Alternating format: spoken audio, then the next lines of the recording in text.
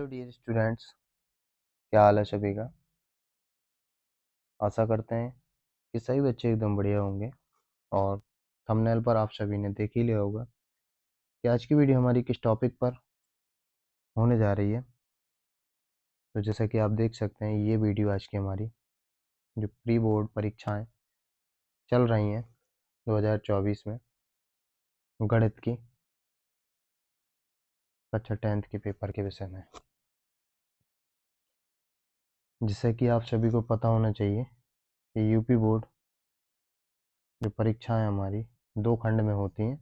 एक 20 नंबर के MCQ और 50 नंबर के थ्योरी वाले क्वेश्चन होते हैं। बहुत ही इम्पोर्टेंट पेपर है और सभी बच्चे कोशिश करके इस पेपर को ज़रूर सॉल्व करें। वीडियो आप सभी को अच्छी लगे तो वीडियो को अंत तक शेयर ज़रूर करें। चैनल अगर सब्सक्राइब नहीं किया तो चैनल को भी ज़रूर सब्सक्राइब करें। चलिए बच्चे, हम आगे इसके MCQ क्वेश्चनों का सॉल्यूशन करते हैं खंड ए के, जिससे लिखा हुआ है यहाँ पर कि किसी भी पूर्णांक m के लिए सम पूर्णांक का रूप होता है। तो वो ये रहा ऑप्शन सी। ठीक है, सम पूर्णांक का जो रूप हो जाएगा वो हो जाएगा 2m। और विषम की बात करता तो डी नंबर वाले में आप देख सकते हैं 2m + 1 लिखा हुआ है। इसके बाद कह रहा है HCF 26 और 169 का 13 है, तो LCM 26 और 169 का ज्ञात कीजिए कितना होगा। तो फॉर्मूला आप सभी जानते हैं कि LCM इंटू HCF बराबर पहली संख्या इंटू दूसरी संख्या होता है। LCM ज्ञात करना है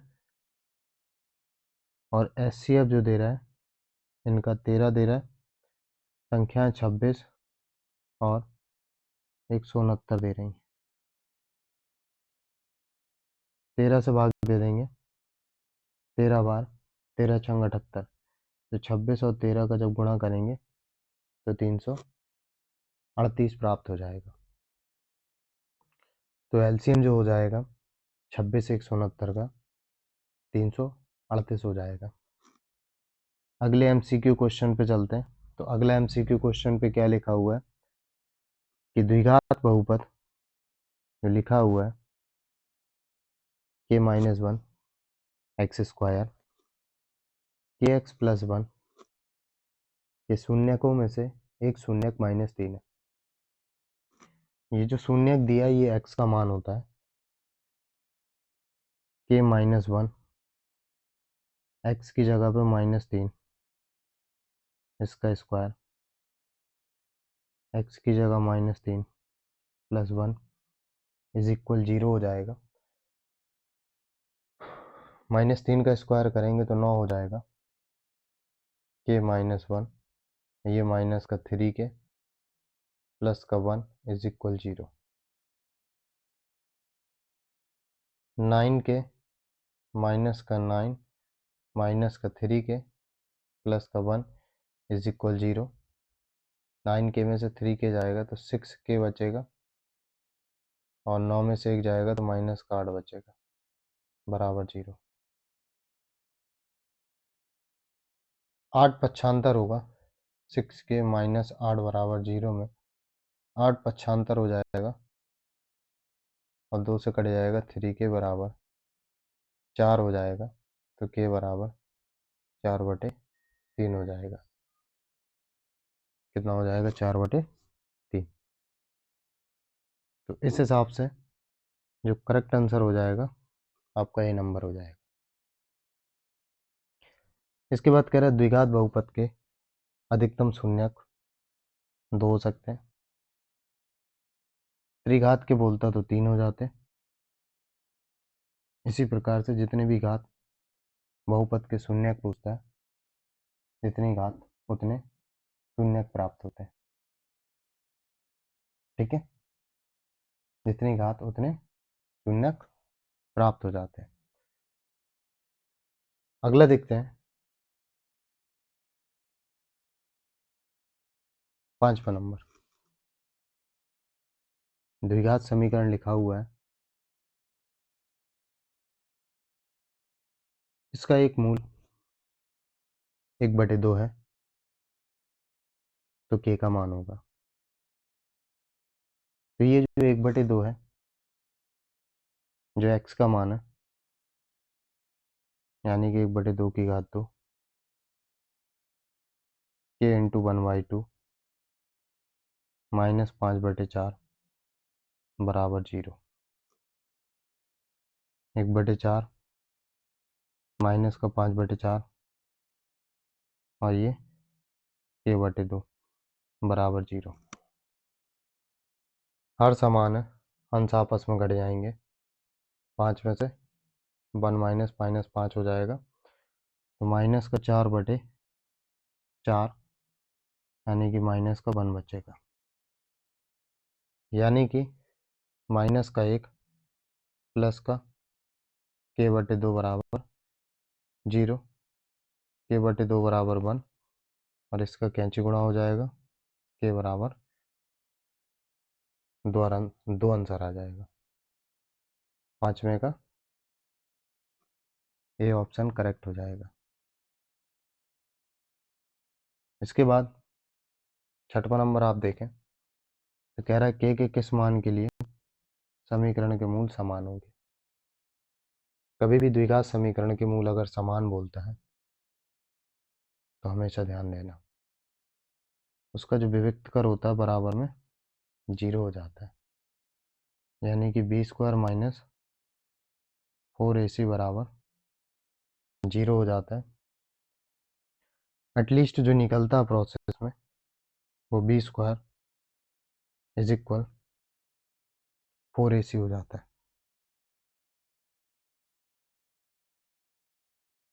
ठीक है, तो कितना हो जाता है b² बराबर 4ac। b की जगह माइनस का k है 4, a की जगह 2 और c की जगह पे k,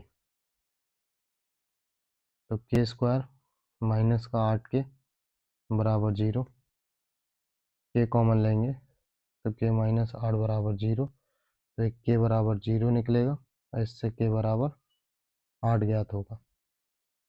इस हिसाब से ऑप्शन डी करेक्ट हो जाएगा। आई बात समझ में सभी को? आगे चलते हैं अगले क्वेश्चन की तरफ।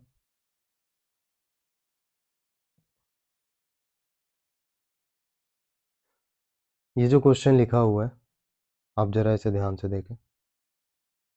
ये आपको थोड़ा सा डिसबैलेंस लग रहा होगा। ये A18 लिखा हुआ है और ये A13 लिखा हुआ है। ठीक है, समांतर श्रेणी का सारवंतर 5 दे रहा है, यानी डी बराबर 5 दे रहा है। तो इनका मान, तो A18 को लिखेंगे a प्लस 17d, A13 को लिखेंगे a प्लस का 12d, a plus 17d minus का गुणा माइनस का 12d, ए से एक कैंसिल, 17 में से 12 जाएगा तो 5d बचेगा और d का मान ऑलरेडी 5 दे रहा है, सारवांतर 5, तो हो जाएगा 25। इसका जो करेक्ट उत्तर आ जाएगा ये आ जाएगा 25। ठीक है, आए सभी को? इसका जो करेक्ट आंसर आ जाएगा वो क्या हो जाएगा, 25 हो जाएगा। ठीक, आई होप कि सभी को समझ में आया होगा। तो इसका सी नंबर का जो उत्तर हो जाएगा वो 25 हो जाएगा। ठीक,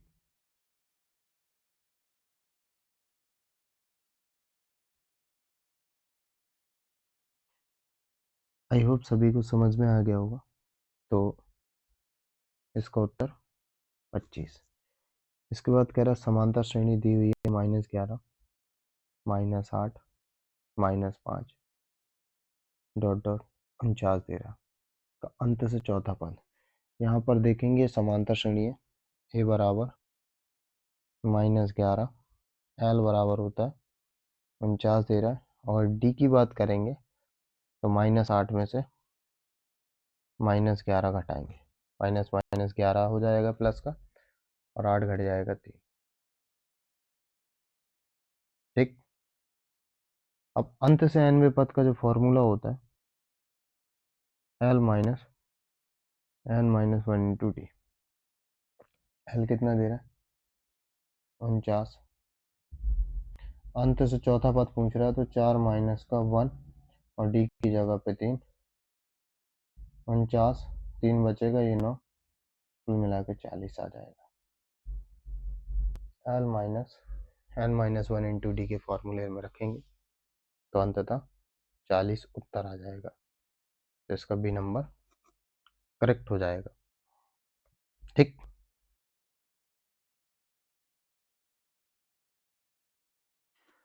आगे देखते हैं अगले क्वेश्चन की तरफ, और 9वें नंबर पे त्रिभुज एबीसी दे रहा है, ए बी सी, और डी ई एफ भी दे रहा है। ठीक है, डी ई और एफ भी दे रहा है, जिसमें ए बी बटे डी ई और बी सी बटे एफ डी कह रहा है। ठीक है, तो कह रहा है इस हिसाब से कौन से कोण बराबर होंगे। तो इस हिसाब से अगर गौर करेंगे, बी बराबर डी हो जाएगा, क्योंकि इनके बीच का कोण, इन दोनों भुजाओं के बीच का कोण, तो बी बराबर डी हो जाएगा, ऑप्शन सी करेक्ट हो जाएगा। ठीक। 10वें नंबर की तरफ चलते हैं। तो 10वां नंबर क्या कह रहा है, यदि बिंदुओं 4 5, वो 4 और पी, एक और 0 के बीच की दूरी 5 है, तो पी का मान, बीच की दूरी क्या होती है, x2 माइनस x1, तो x2 क्या है 1, x1 3 है, x2 माइनस x1 का होल स्क्वायर प्लस y2 0 है, y1 p है का स्क्वायर इज इक्वल कितना हो जाएगा 5, 3 में से 1 गया, -2 की घात 4 हो जाएगा, ये पी स्क्वायर, दोनों पक्षों को वर्ग कर देंगे, अंडर रूट खत्म, ये 25, 4 उस तरफ जाएगा तो 21 हो जाएगा।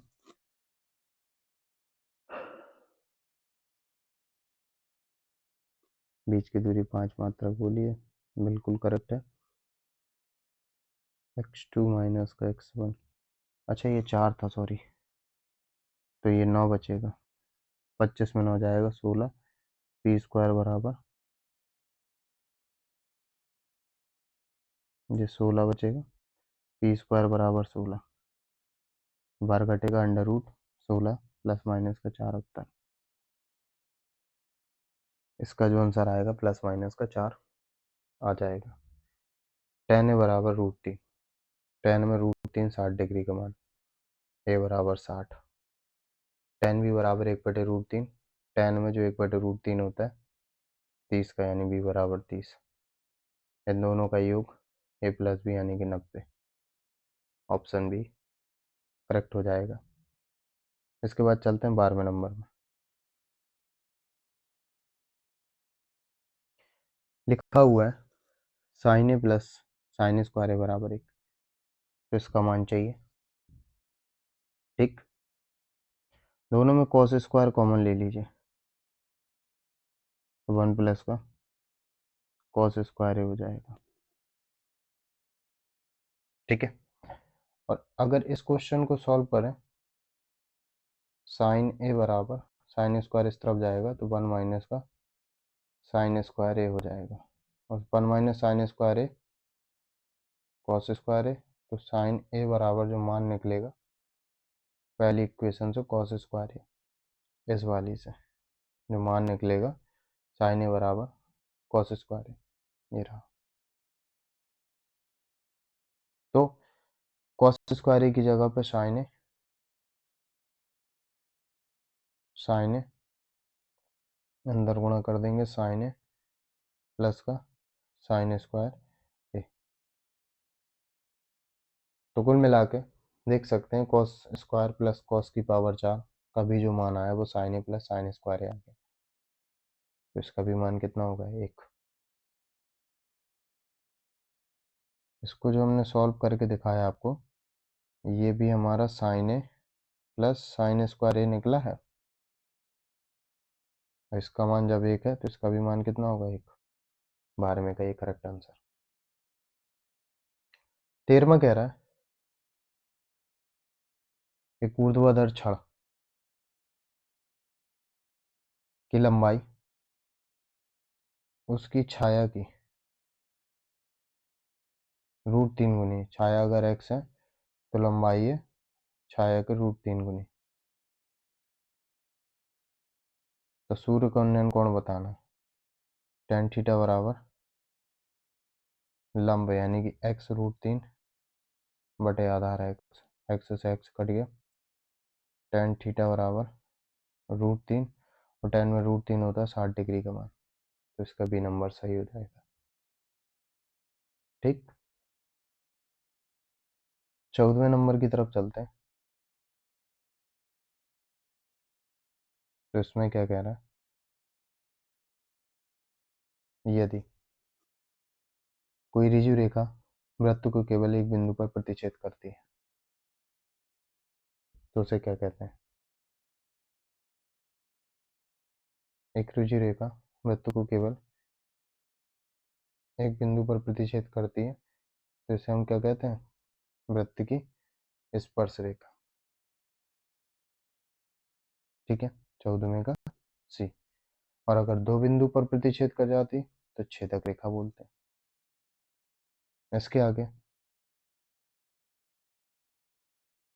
यदि वृत्त के बाह्य बिंदु P से दो स्पर्श रेखा पी ए पी बी खींचे जाते हैं, उनके बीच का कोण 80 है, तो ए ओ बी ज्ञात कीजिए। देखिए,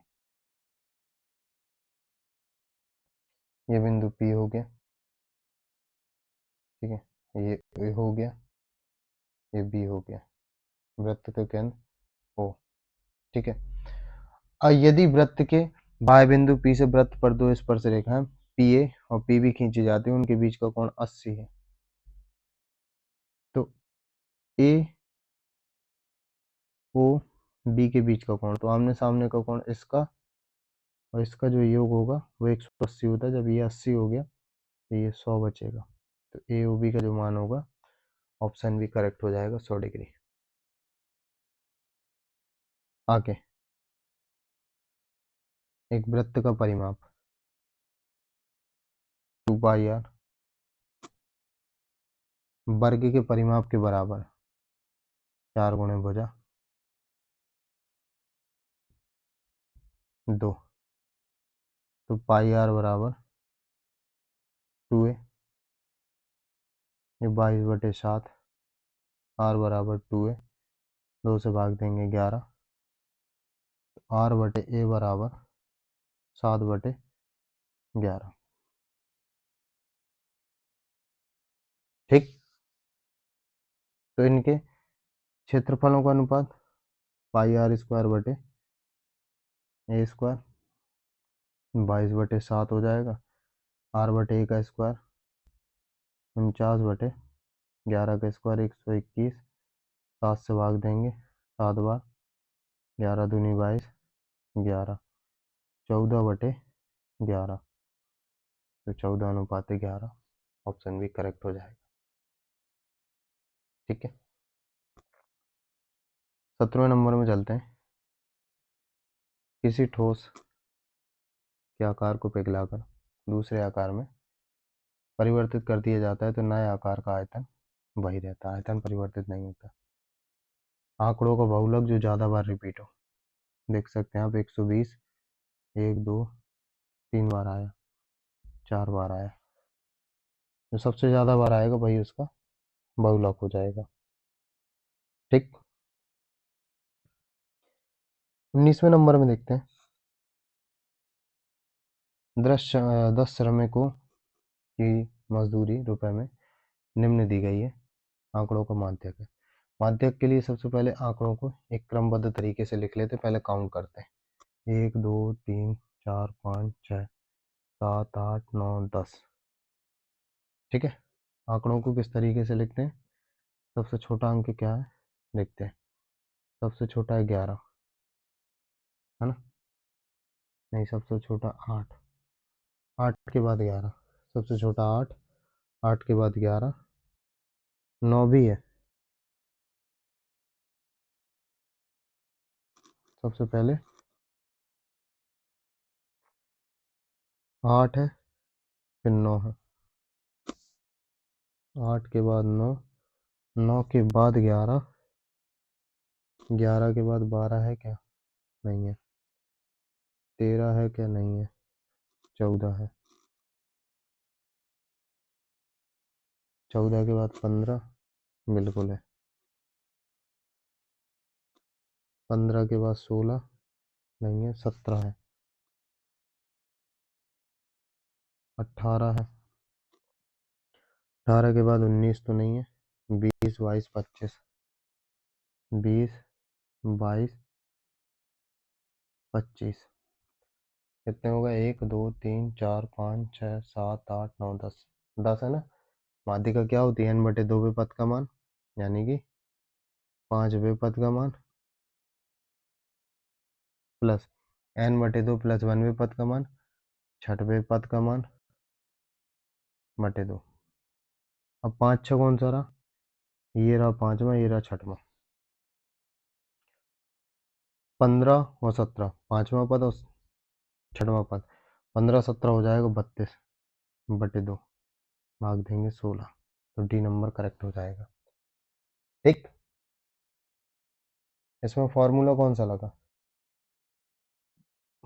n/2 का पद टर्म्स लिख दें, प्लस n/2 प्लस टर्म्स लिख दें बटे 2। ठीक, ये फॉर्मूला लगा n/2 पद का मान प्लस n/2 प्लस 1 वे पद का मान बटे 2।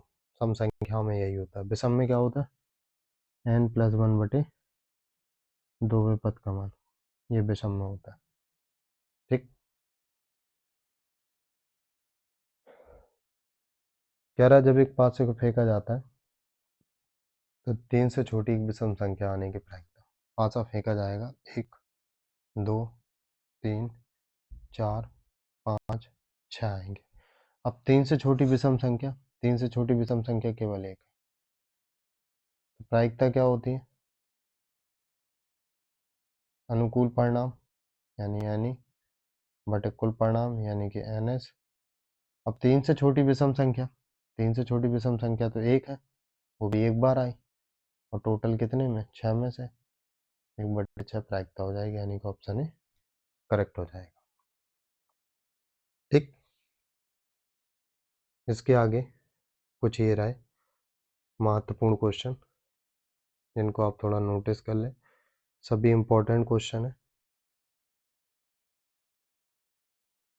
एग्जाम की दृष्टि से आपके काफ़ी इंपॉर्टेंट क्वेश्चन है, इनको जरूर तैयार करें। ठीक है, आप देख सकते हैं इन सभी क्वेश्चनों को।